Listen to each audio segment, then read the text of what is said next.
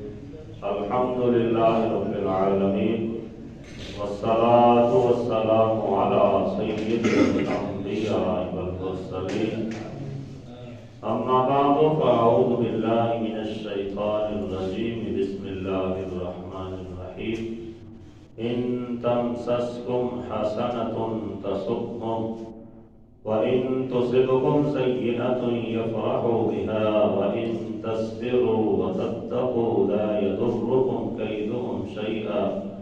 إن الله بما يعملون محيط صدق الله العظيم۔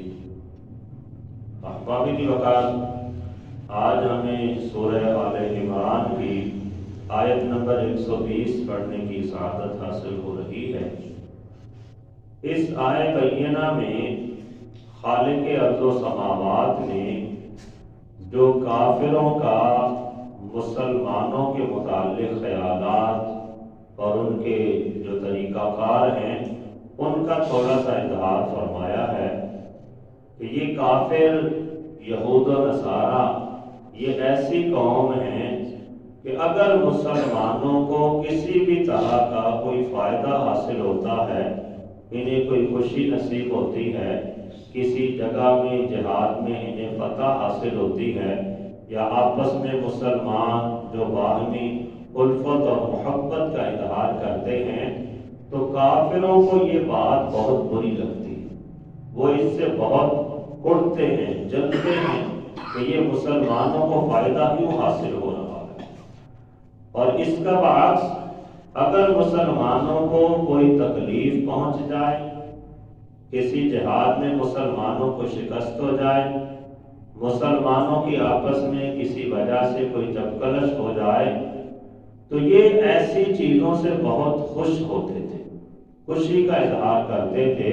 کہ مسلمان آپس میں لڑ رہے ہیں۔ تو اللہ جل شانہ نے اس چیز کا یہاں پہ اظہار فرمایا،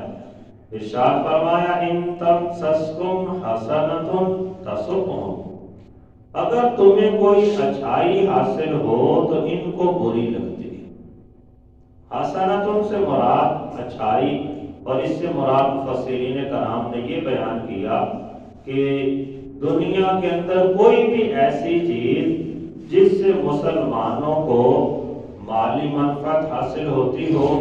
یا قلبی طور پہ انہیں کسی قسم کی کوئی خوشی نصیب ہوتی ہو، تو اسے حسنہ سے تعبیر کیا کہ مسلمانوں کو اگر کوئی بھی چاہے مالی منفعت ہو، چاہے قلبی خوشی ہو، خوشحالی ہو، اس طرح کی کوئی بھی چیز جو مسلمانوں کو فائدہ دے سکتی ہے، ایسی چیز اگر مسلمانوں کو میسر آتی ہے تو کافروں کو یہ بہت بری لگتی ہے۔ وہ تو یہ چاہتے ہیں کہ مسلمانوں کو کوئی اچھائی میسر آئے ہی نہ۔ اور آگے بیان فرمایا وَإِن تُصِبْكُمْ سَيِّئَةٌ يَفْرَحُوا بِهَا، اور اگر تمہیں کوئی برائی پہنچتی ہے، کوئی مصیبت پہنچتی ہے، کوئی مسلمان بیمار ہو جاتا ہے، کوئی مسلمان انتقال کر جاتا ہے، یا مسلمانوں میں سے کسی کو کوئی بھی رنجش پہنچتی ہے، یعنی کوئی بھی ایسی چیز جس کی وجہ سے مسلمانوں کا ظاہری نقصان ہوتا ہو یا باطنی طور پہ انہیں رنج پہنچتا ہو، تو ایسی چیزوں پر کافر خوشی کا اظہار کرتے، وہ خوش ہوتے تھے کہ مسلمانوں کا نقصان ہوا۔ تو احباب دی وقار ہمیں بھی اس چیز سے احتیاط کرنی چاہیے کہ کافروں کے ساتھ کوئی دوستی یاری والا معاملہ نہیں کرنا چاہیے، اپنے راز ان کے سامنے بیان نہیں کرنے چاہیے، بلکہ اگر ضروری ہو ان کے ساتھ کاروبار معاملات لین دین تو انہیں اسی ضرورت کی حد تک رکھا جائے۔ جہاں تک ممکن ہے ان کو ساتھ دوستی والا تعلق وہ بالکل نہیں رکھنا چاہیے۔ ان کے ہاں دعوتوں پہ جانا، انہیں اپنے ہاں دعوت پہ بلانا، خوشی غمی کے اندر شریک ہونا، کافروں کے ساتھ ایسا معاملہ نہیں کرنا چاہیے، کیونکہ یہ کبھی بھی مسلمانوں سے خوش نہیں ہو سکتے اور کبھی بھی مسلمانوں کے دوست نہیں بن سکتے۔ جو کسی کی خوشی پہ اسے دکھ پہنچتا ہے اور اس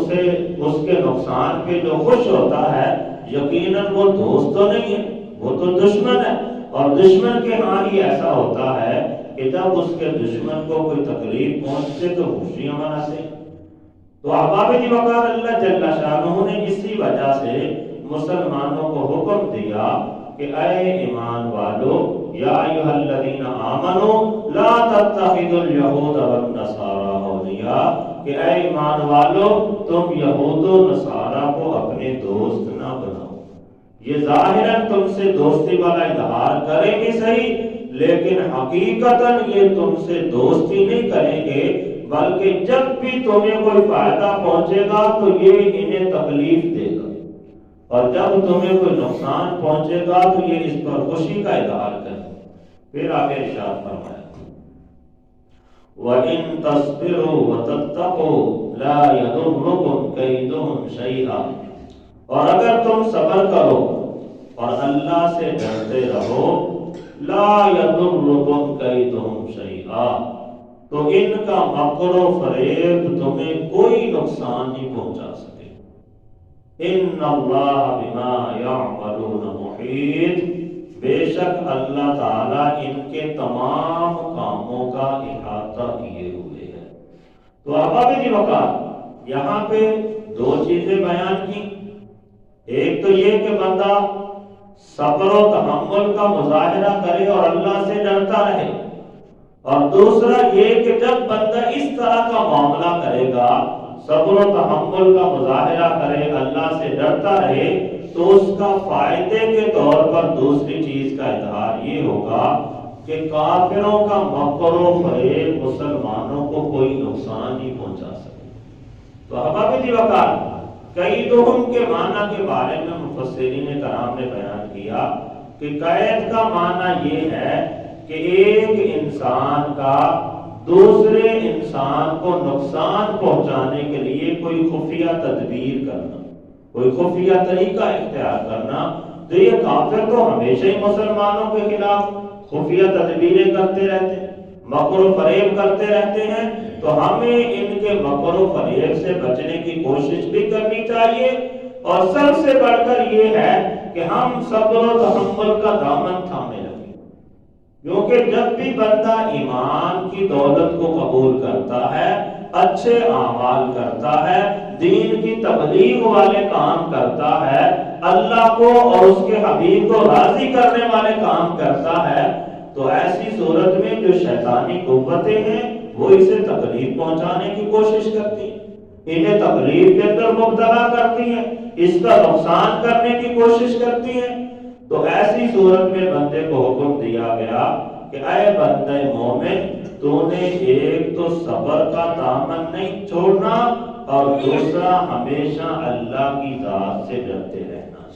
اور جو بندہ اللہ کی ذات سے ڈرتا رہتا ہے اللہ اس کے لیے کوئی نہ کوئی اسباب ضرور مہیا فرما دیتا ہے۔ اللہ نے اسے قرآن کریم میں سورۃ الطلاق کے اندر بیان فرمایا وَمَن يَتَّقِ اللَّهَ يَجْعَلْ لَهُ مَخْرَجًا، اور جو اللہ سے ڈرے گا اللہ اس کے لیے کوئی نہ کوئی رستہ مشکلات میں سے ضرور نکال دے گا۔ وَيَرْزُقْهُ مِنْ حَيْثُ لَا يَحْتَسِبُ، اور اللہ تعالیٰ اسے اس انداز سے رزق عطا فرمائے گا کہ بندے کو اس کے بارے میں وہم و گمان بھی نہیں ہوگا،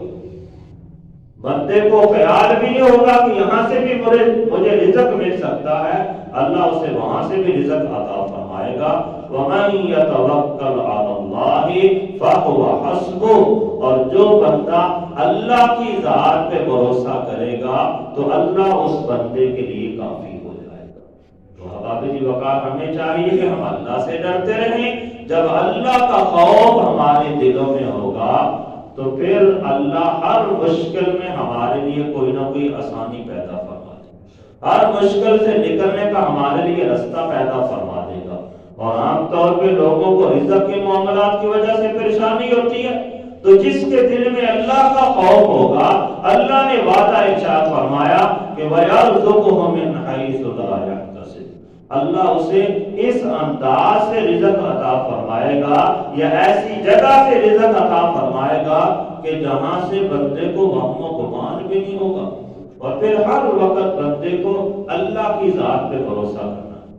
اپنی طاقت پہ، اپنے علم پہ، اپنی قوت پہ، اپنے مال و دولت پہ، اپنے دوست و احباب پہ اس قدر بھروسہ نہیں ہونا چاہیے جس قدر بھروسہ بندے کو اللہ کی ذات پہ۔ اگرچہ بندے کا مال، بندے کے دوست احباب، رشتہ دار، بندے کی اپنی طاقت یہ بھی مشکلات کو دور کرنے کے لیے ساتھ دیتی ہیں، لیکن حقیقتاً ان مشکلات کو جو دور کرنے والی ذات ہے وہ اللہ جل شانہ کی ذات ہے،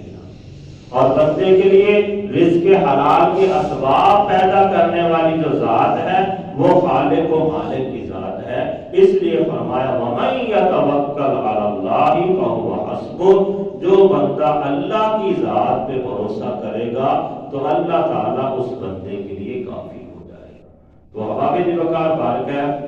جو کافر ہیں یہ کبھی بھی مسلمانوں کے دوست نہیں ہو سکتے، ان کے ساتھ دوستی یاری والا تعلق اختیار کرنا یہ جائز نہیں ہے۔ ہاں کاروبار میں، معاملات میں، لین دین میں جہاں ضرورت پڑے بندہ ان سے کاروبار کر سکتا ہے، لین دین کر سکتا ہے۔ جیسے بازار میں بندہ جاتا ہے، کسی بھی دکاندار سے کوئی چیز خرید لیتا ہے، اب اس سے کوئی یاری لگا کے تھوڑا بیٹھ جاتا ہے، یا اس کے ہاں دعوت پہ تھوڑا چلا جاتا ہے، یا اس سے کوئی چیز خریدی تو ایسا نہیں ہوتا کہ اسے اپنے ہاں دعوت پہ بھی بلا لے۔ تو اس طرح جیسے عام لوگوں سے بندہ معاملات کرتا ہے، کافروں کے ساتھ بھی اگر کرنا پڑے تو بندہ کر سکتا ہے، لیکن ان کے ساتھ یاری دوستی والا تعلق اختیار کرنا یہ درست نہیں ہے، کیونکہ وہ کبھی بھی مسلمانوں کے دوست نہیں ہو سکتے۔ اور دوسری بات یہ کہ بندے کو ہمیشہ اللہ کی ذات پہ بھروسہ کرنا چاہیے۔ اگر کوئی مشکل پہنچے تو صبر و تحمل کا مظاہرہ کرنا چاہیے، اور اگر کوئی آسانی پہنچے تو اس وقت میں تکبر نہ کرے، بلکہ بندے کے دل میں اللہ کا خوف ہونا چاہیے کہ جو خالق و مالک مجھے آسانیاں دیتا ہے وہی خالق و مالک مجھے مشکلات میں بھی پھنسا سکتا ہے۔ اور اگر مشکل آ جائے تو پھر نا امید نہیں ہونا چاہیے، پھر اللہ کی ذات پہ بھروسہ کرنا چاہیے کہ جس خالق و مالک نے مجھے مشکل میں مبتلا کیا، مجھے بیماری میں مبتلا کیا، مجھے پریشانی میں مبتلا کیا، وہ خالق و مالک میری بیماری، میری پریشانی، میری مشکل کو دور بھی کر سکتا ہے۔ تو جب اس انداز سے بندہ زندگی گزارے گا، دنیا میں بھی کامیاب ہو جائے گا، آخرت کے اندر بھی کامیاب ہوگا، ہوگا۔ اللہ تعالیٰ کی بارگاہ میں دعا ہے رب تعالیٰ ہم سب کو عمل کرنے